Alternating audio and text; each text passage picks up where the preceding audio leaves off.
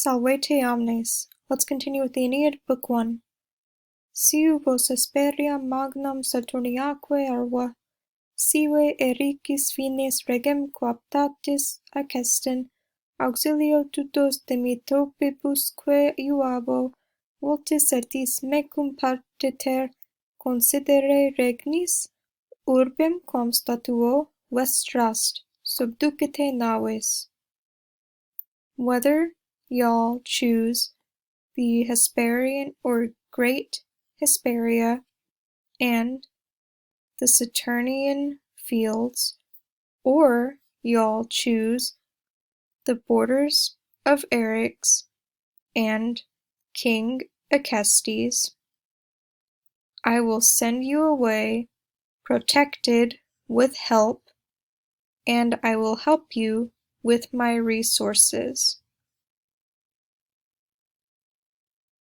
Or do you wish to settle down equally with me in these kingdoms? The city which I construct, build, establish is yours. Draw up the ships.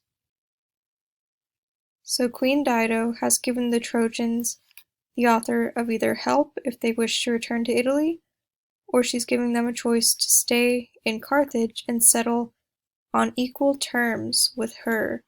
So Trojans and Carthaginians would be treated the same. Up here we have seu, sive, which means whether, ... or. Here we have the mention of Hesperia. Hesperia literally meaning the western land, and it just refers to Italy most of the time. Great Italy and the Saturnian fields. Saturnia, you might look at this and think Juno, daughter of Saturn, but that's not exactly what it's doing here.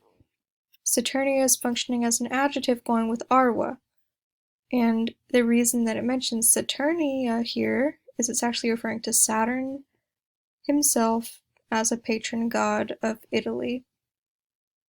Now over here, or Fines Ericis, so who is Eryx, you might ask? Eryx was a son of Venus who actually lived in Sicily, and there's a mountain named after him, Eryx.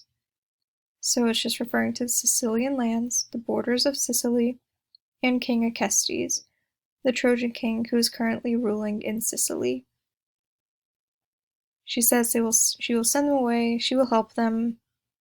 Tutos referring to the Trojans, I will send y'all, having protected with help away, and I will help you with my resources. And we kind of have an A, B here, right?